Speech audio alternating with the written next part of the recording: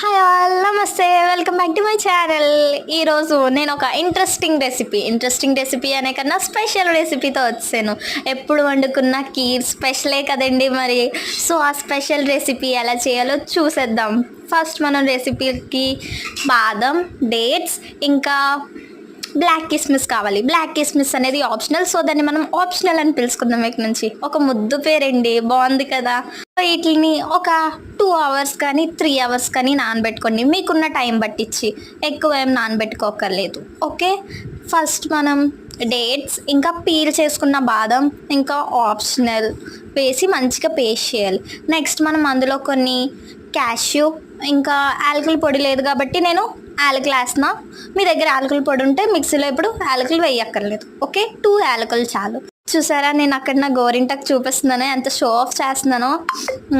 Next మనం దాన్ని మంచిగా పేస్ట్ చేసాక ఒక సర్వింగ్ బౌల్లోకి అమూల్య ఇంకా వాటర్ వేసి మంచిగా మిక్స్ చేయండి. మనం పేస్ట్ చేసిన డ్రై ఫ్రూట్స్ పేస్ట్ మనం చేసుకున్నాం కదా, అది జస్ట్ 2 tablespoon యాడ్ చేయండి. 2 tablespoon యాడ్ చేశాక మంచిగా మిక్స్ చేయండి. Mixing. Okay, just kidding. Okay, next మనం మిగతాది చాలా మిగిలిపోయింది కదా, అది మీరు 1 month ఫ్రిడ్జ్లో స్టోర్ చేసుకోవచ్చు. ఈ మధ్యలో ఎప్పుడైనా మీరు కీర్ చేసుకుందాం అనుకుంటే, స్పెషల్ రెసిపీ చేసుకుందామంటే వాడచ్చు.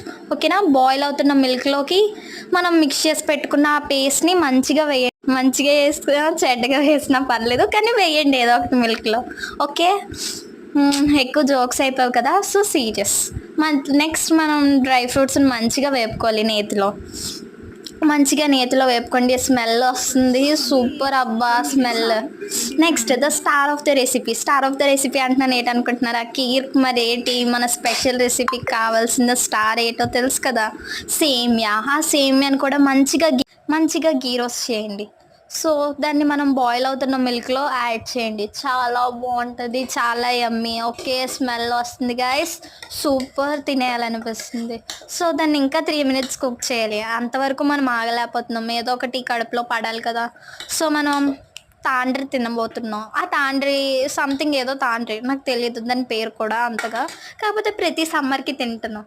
చాలా బాగుంటుంది. ఇది మీలో ఎంతమందికి తెలుసో ఖచ్చితంగా కామెంట్ చేసేయండి. ఇంకా నెక్స్ట్ మన రెసిపీలోకి వెళ్ళిపోదాం. 3 minutes అయిపోయాయి. లాస్ట్లో మనం డ్రై ఫ్రూట్స్, నేతిలో వేపుకున్న డ్రై ఫ్రూట్స్ మన కీర్, అదే మన స్పెషల్ రెసిపీలో వేయాలన్నమాట. వేసి బాగా మిక్సింగ్. నెక్స్ట్ మనం వేడిగా అయినా సర్వ్ చేసుకోవచ్చు, 2 hours ఫ్రిడ్జ్లో పెట్టైనా సర్వ్ చేసుకోవచ్చు. Okay, bye, see you on next video. Next special రెసిపీతో రావాలా, నార్మల్ రెసిపీతో రావాలా?